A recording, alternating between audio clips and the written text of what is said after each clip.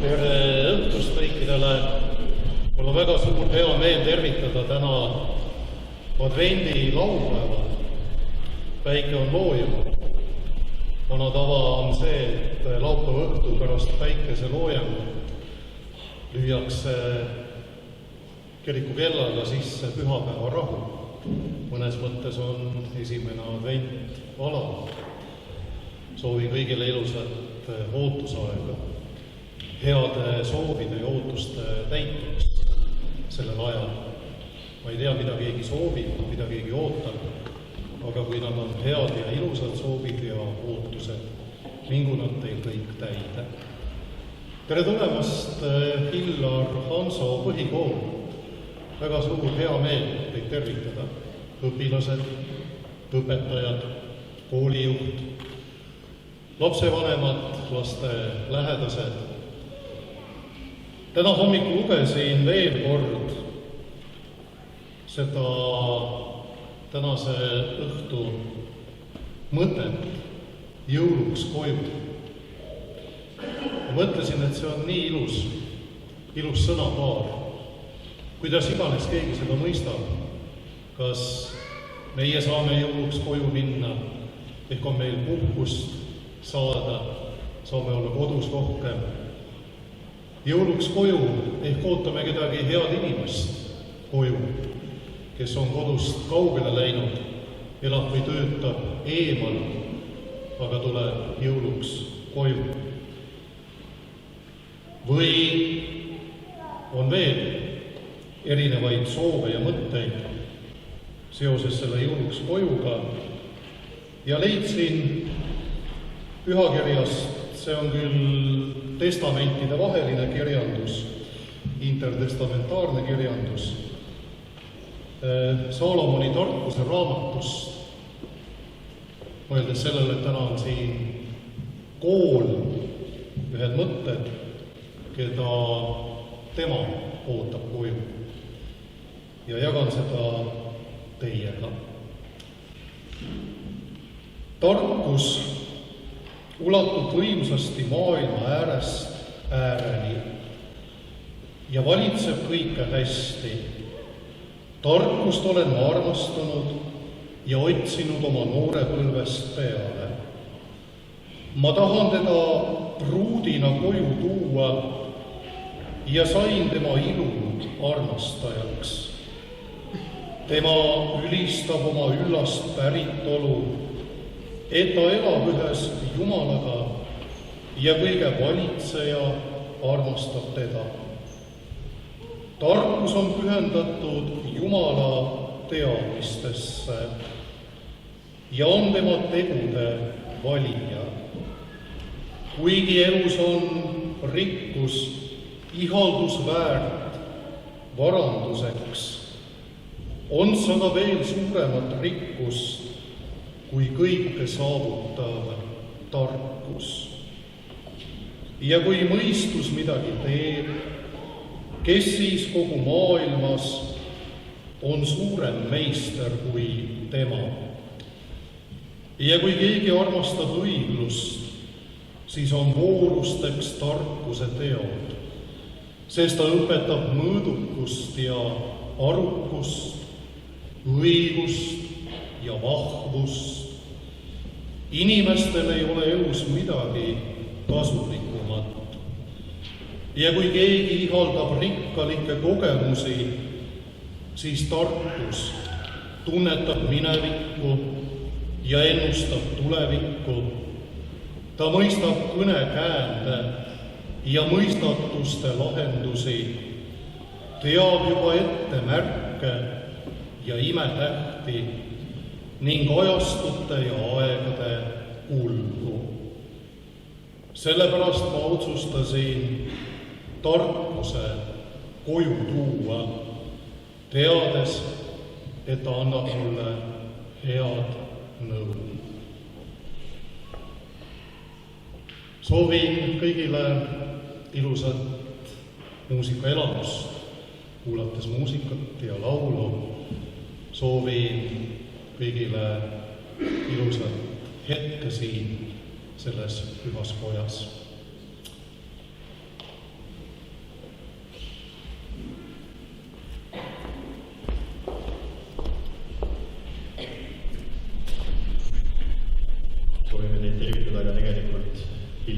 ülikooli poolt.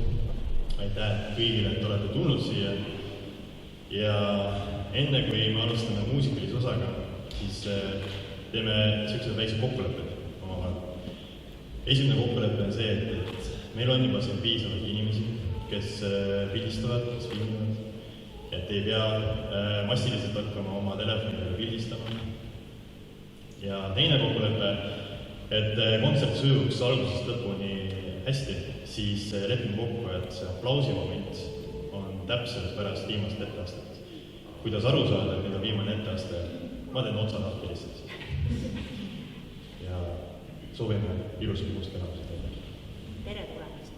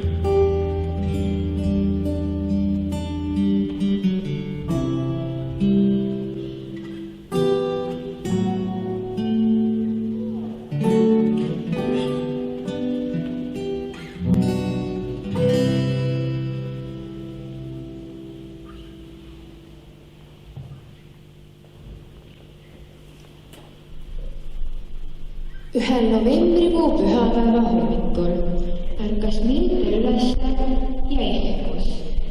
Väljas oli veel hämar ning vastu aknaklaasi justkui visati midagi märga.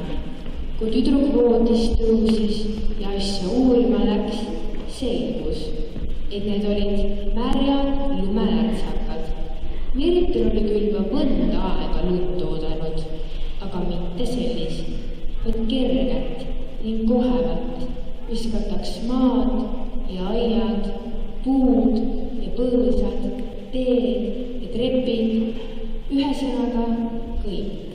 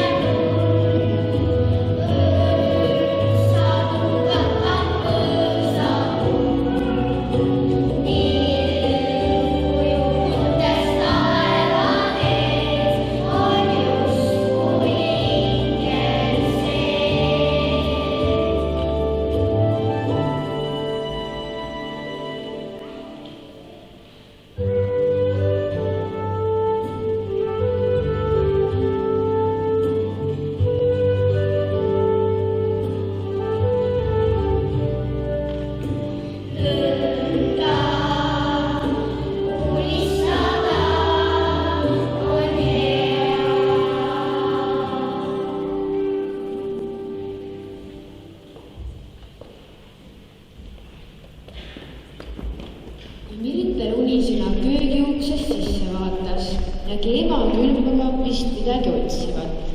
Veel ei tahtnud ennast nähtavaks teha, sest isa nagunii kodus polnud, pidi alles detsembris tulema. Ja Miritel läks oma tuppa ning puges tagasi voodisse. Mida ikka sellise ilmaga teha?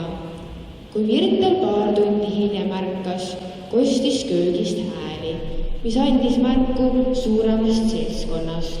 Muidugi olid vennad juba üleval ja vaidlesid omavahel selle üle, kumb esimese painkoogi saab.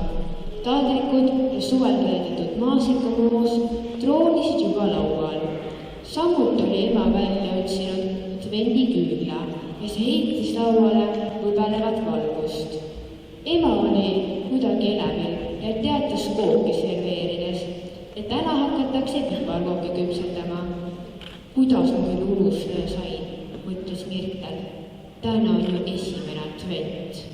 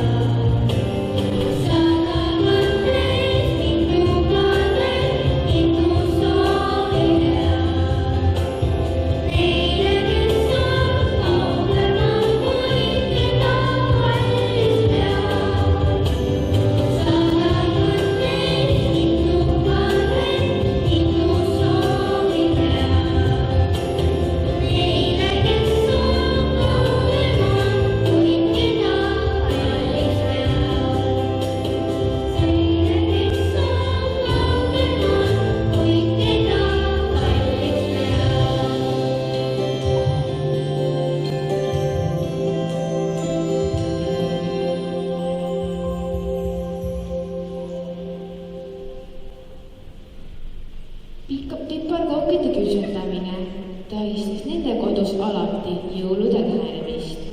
Ema oli selleks puhuks ostnud mitu pakki piparkookitainast, et sellest mingil juhul puudust ei tuleks, et iga laps saaks neist vormida täpselt nii palju, kui tahab. Metallkarpi panduna seisid piparkookid alati värskena ja tundus, et muutuvad pühade lähenedes üha maitsvamaks. Milter teadis juba, et vennad tahavad kindlasti teha mitut markiautosid, mis nende enda arvates olid igati eristatavad, aga Mirteli meelest nägid kõik üsna ühtemoodi välja. Tal endal meeldis aga vormida lumehelbeid, südameid ja tähekesi, kuid seekord otsustas ta teha emast ja isast piparkoogi variandid.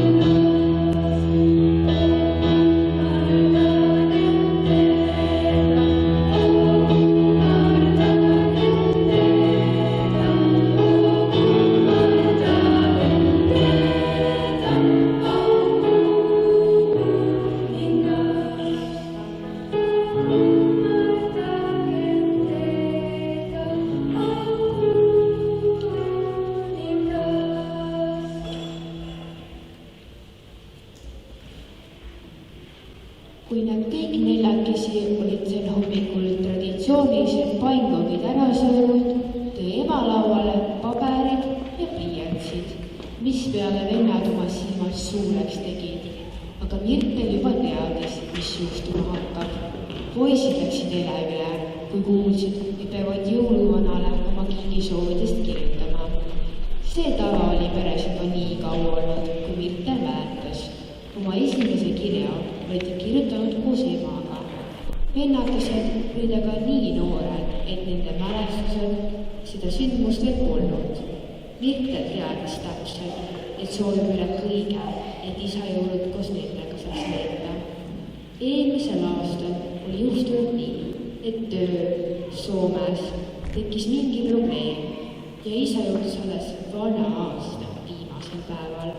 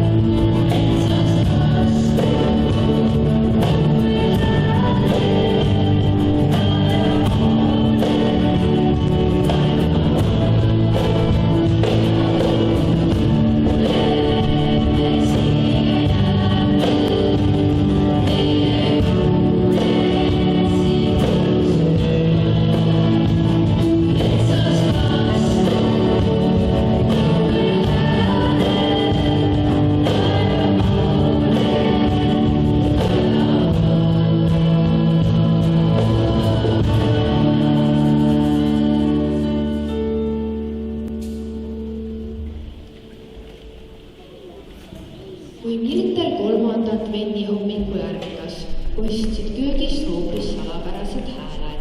Selge oli, et susistati. Tüdruk tõusis voodist ning astus vaikselt lähemale ja mida ta nägi? Köögis istus isa ja ajas emaga rõõmsalt juttu, nagu välk oli Mirtel isa süles, kuigi mõne tavalise päeval poleks ta sellest mõelnudki. Õigepoolest ei mahtunudki ta enam sülle. Vanasti, kui tervenisti isa kaisutusse peitus. Esimesed jutud räägitud, palus isa Mirtelil ka vennad üles ajada, et koos metsa kuusepuud otsima minna. Oi seda rõõmu, mis nüüd poiste toas ringi trallis. Tükk aega lendas toas sokke, särke, rõõmuhõiskeid, sest poisid ei suutnud ennast kuidagi rahulikult tegutsema sundida.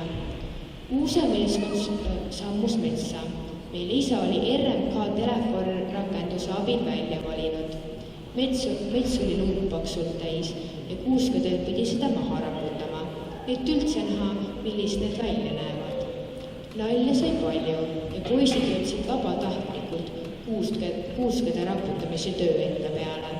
Paraku olid nad nii lühikesed, et nägid varsti ise välja nagu väiksed kuusepuud. Kui isa kõrgemalt kaasa aitas, ilmusid välja ka kuuskede tegelikult siluetid. Lõpuks valiti välja 2,5 meetri kõrgune kaharpuu enda tarbeks ja pisut madalam vanaemale ja vanaisale. Vadinat ja muljetamist jätkus veel ka koduteelgi ja Mirtel tundis, et juba on kohal päris jõulutunne.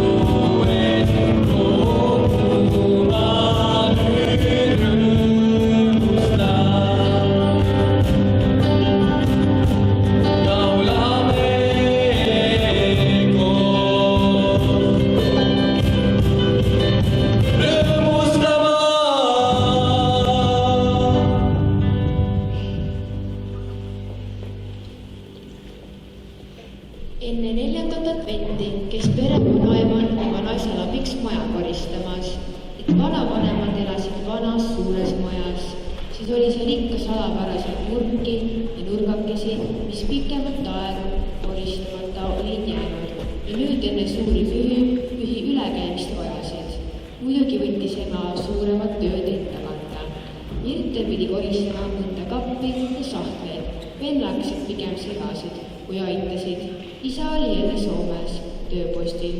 Kui Mirtel vana suure lainelise uksega riidekapi põhjas mitmekordsete nööriga kinni seotud karbi leenis, ei osanud ta midagi selle sisu kohta arvata.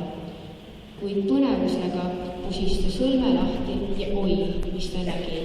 Karbis lebasid kaunevad kuuseehted, filigraansed figuurid, mida tüdruk polnud iial näinud.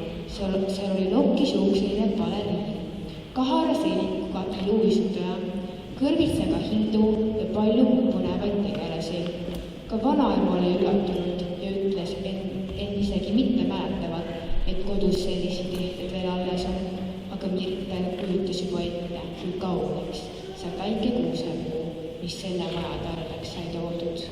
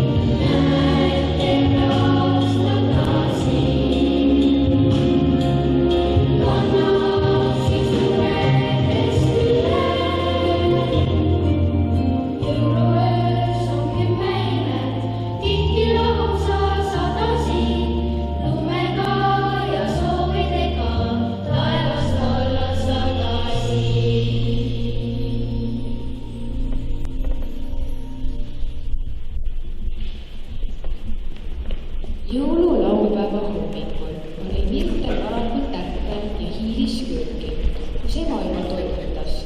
Kogu maja oli maitsekalt ehitud. Tüdruk tajus iga rapuga, et pühad on käes. ainult isa polnud koju jõudnud, sest kuuldavasti oli Soome lahel nii tuuline, et laevad hoidusid sadamast väljumast ja lennukid olid välja müüdud. Kogu päev möödus kerges ärevuses. Kas isa jõuab koju?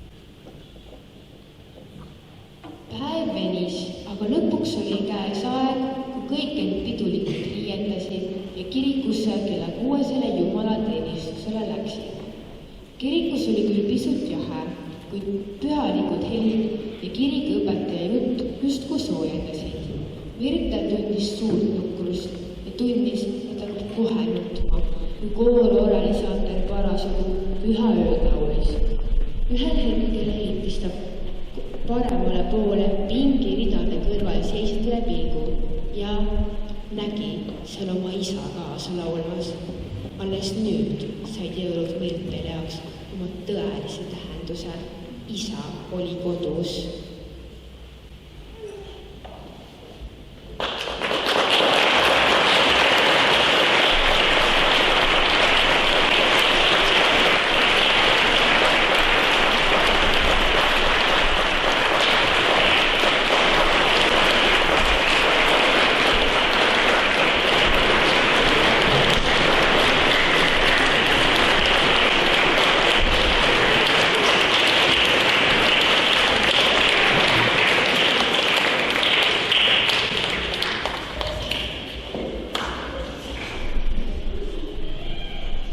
Väga suur tänu Paide Illar Hanso põhikooli õpilastele, õpetajatele, kes selle tänase õhtu ette valmistasite.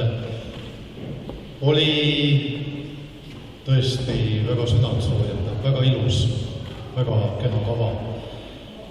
Ma ei tea, kas kirikuõpetaja jutt nüüd soojendab, aga meil on Järvamaa kõige soojem kirik, Luteri kirikutest vähemalt siin Paides. Loodan, et kellelgi väga külm ei hakanud.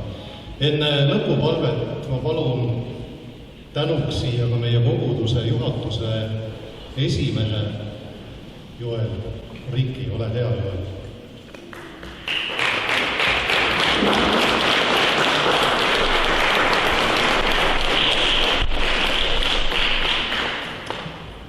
Suur aitäh ilusa kontserdi eest.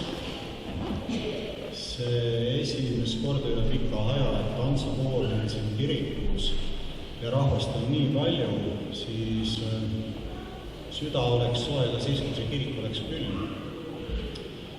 Aga ma kuulasin neid vahepalu, mis loeti ja tuli meelde üks aastaid tagasi lugu, kui vanatädi juurde sõitu planeerisime ja küsisime vanatädi käest, et no mis sa siis jõuludeks tahad? Ja vanatädi ütles, et ei taha midagi muud, et tulge vaid, joome teed, ajame juttu. Ja noh, ma küll ei ole veel nii vana kui vanatädi toona, aga mul on juba aastaid täpselt samamoodi, et tühjene spiikidest, et sellised kontserdid, sellised elamused on rohkem kui kuld ja kard. Aga midagi mul ikka koti sees on ka, et ma annaksin selle Piretile olema siia, et kui sa siin kotis olevat teed jood, siis meenuta tänast kontserdi ja leia tee siia kirikusse varem kui aastakast. Aitäh sulle!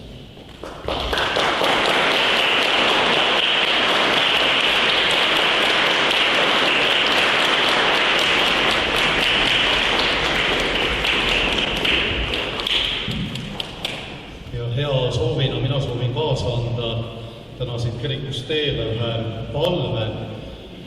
On pärit aastast 810 ja palve, millega preestrid õnnistasid palverändureid teele. Lühikene palve ja kõlab ta nõnda. Õnneliku ja kaitstud rännakut andku teile Jumal. Olgu teie teekonnal mägede ületused, orupõhjad, kõnnumaad, jõed ja metsade ohud kergesti ületatavad. Jumala hool kaitsku teid ja varjaku tema isa käsi alati teie üle ja kuulaku meid siis, kui me poja enda õpetatud sõnadega palume. Ma palun meie isa palveks tõusta ja palume siis meie isa palveks.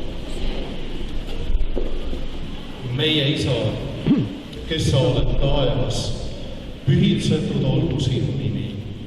Sinu riik tulgu, sinu tahtmine sündigu, nagu taevas, nõnda ka maa peal. Meie igapäevast leiba anna meile täna päev ja anna meile andeks meie võlad, nagu meiegi andeks anname oma võlglastele ja ära saa meid kiusatusse, vaid päästa meid ära kurjast, sest sinu päralt on riik ja vägi ja au igavesti. Aamen.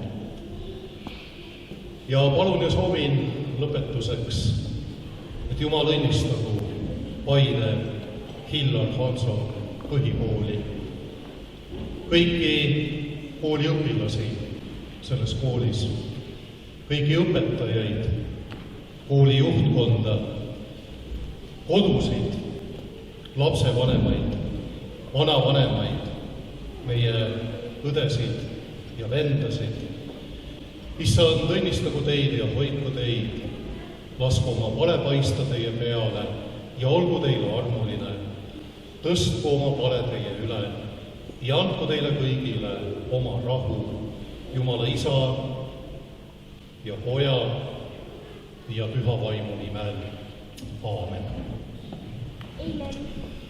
Aitäh veel kord ja turvalist rahulikku koduteed, kui nüüd kooli direktor tahab veel hetkeks sõna, palun.